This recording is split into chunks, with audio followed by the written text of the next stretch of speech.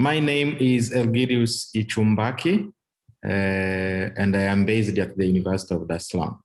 I am talking to you about Citizen Science Tanzania, a strategy to monitor and mitigate the impacts of climate. And I'll do this with my colleagues, Edward Pollard, and we have other collaborators, Richard Bates, and the students and staff from the University of Dar es Salaam and the University of St. Andrews. So we're going to speak about the coastal heritage in Tanzania and how this is being affected by the rising sea level, all of which are threatening cultural heritage sites and archaeological sites along the coast of Tanzania. We will try to divide our presentation by talking about the Indian Ocean and the Quaternary Sea level changes, but we will focus very much on local mapping and the future predictions that we have been doing, as well as highlighting some heritage that are being risked, including the boats, the engravings, as well as the intertidal boats. So in doing that, we will try to highlight the citizen science, the national database, the museum, and other related activities that my colleagues and I have been doing for a couple of years ago. So the coast of Tanzania, and particularly central coast of Tanzania, and probably the entire coast of East Africa, is experiencing the rising of sea level. There is also storms, and there is increased rainfall, flooding, groundwater, and the vegetations are highly encroaching the heritage, the archaeological sites, and the monumental structures that are along the coast of Tanzania. So apart from these natural causes, there are a lot of human developmental activities which result to destruction of coastal heritage. For instance, there is proposals for building mega ports and developing tourist facilities. All these are affecting the coastal heritage, the archaeological sites, and some of the relevant heritage that local people continue to use and consider important for them.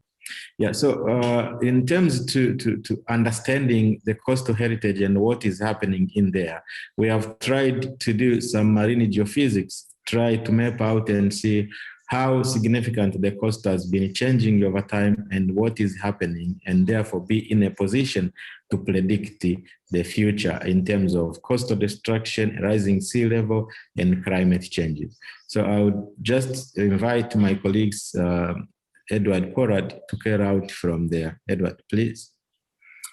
Thank you, Ishu. Yeah, I want to start talking about some of the issues, the issues here. But we can see one of the major phenomenon of the East African coast is the monsoons, which blow from the northeast between November and March, and that also brings the rains as well.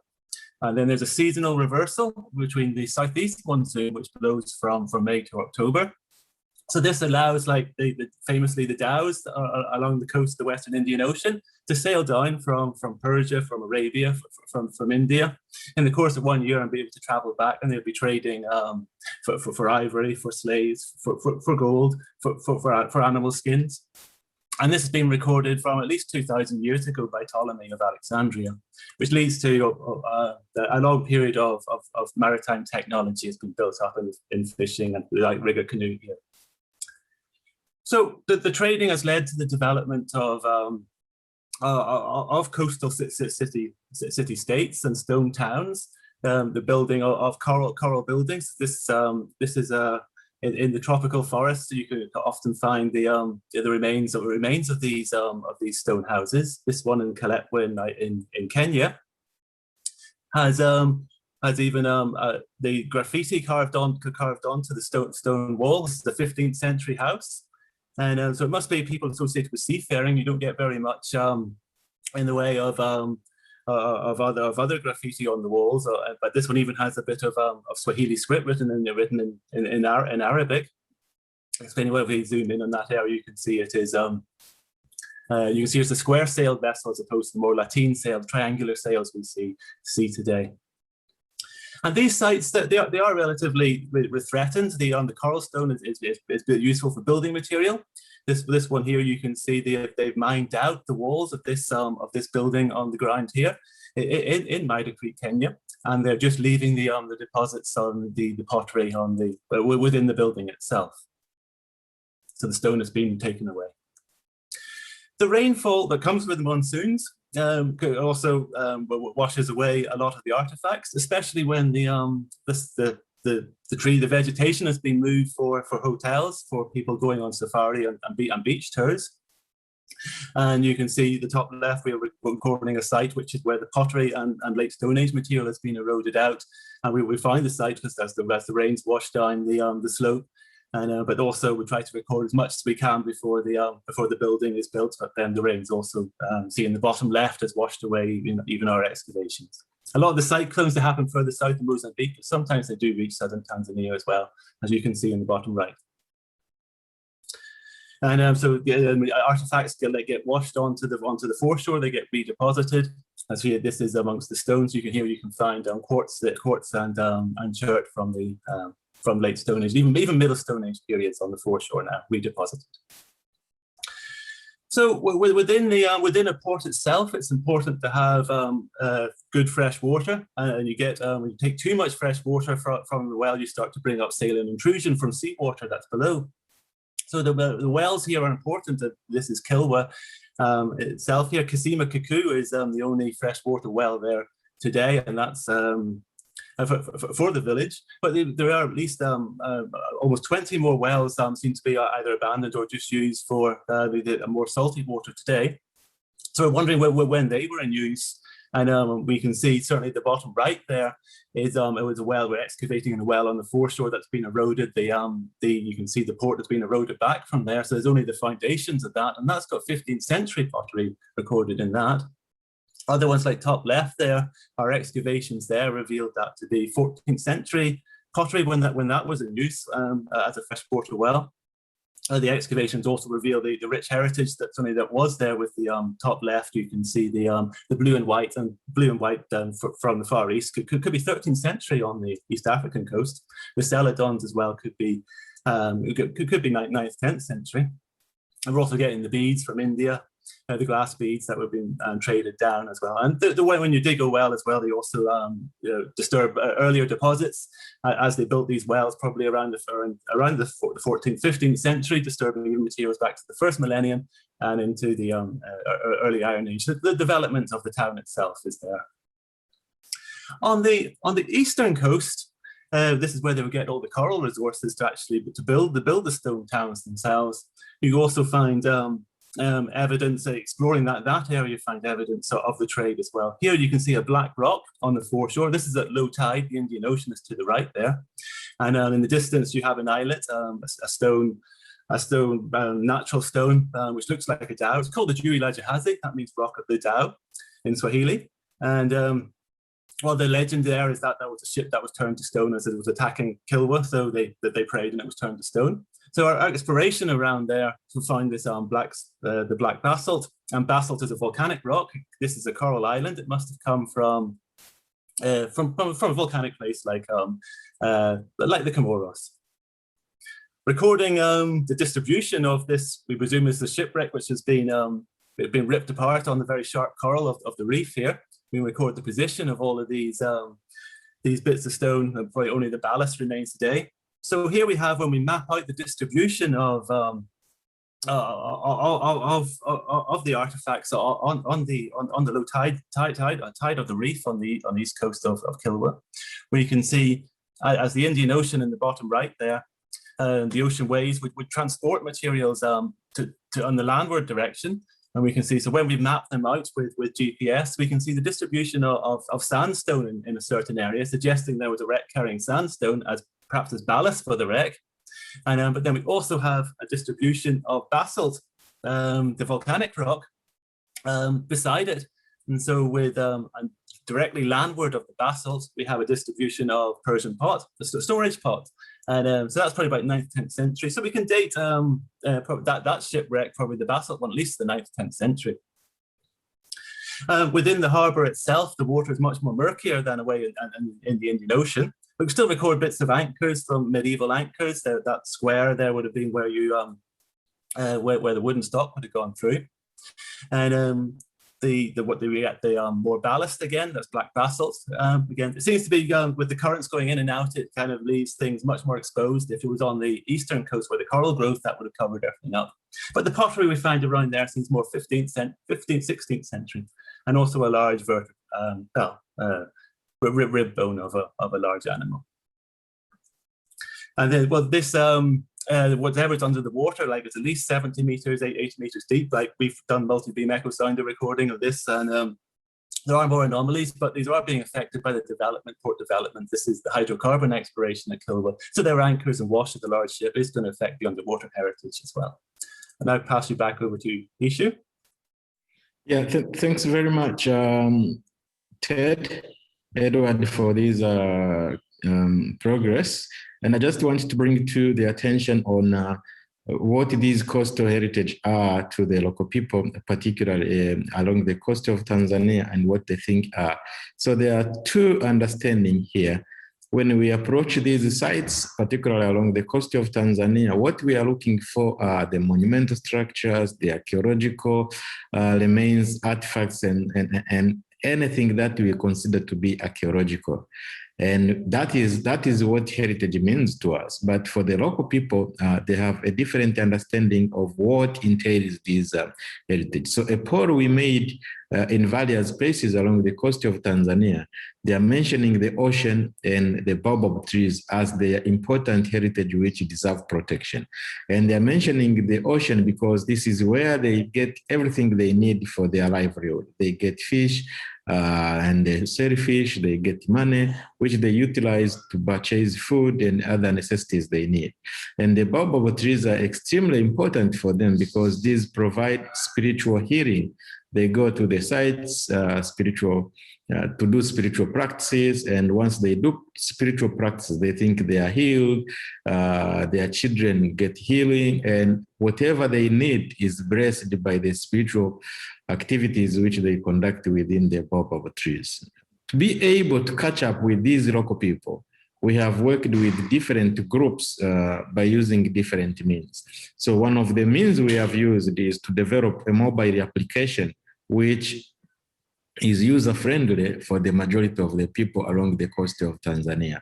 So together with the University of St. Andrews and using funding from the British Council, we have created a mobile application and distributed some mobile phones to local people who are using these mobile phones to record some sites, eroding artifacts, and they are recording all that and put them in the database, which we use to make sure that the database is accessible to the general public, and the sites of interest to the people are very much recorded. And we are also organizing some exhibitions at different sites where we bring local people to come and put in the exhibition center what they exactly want other people to learn and see.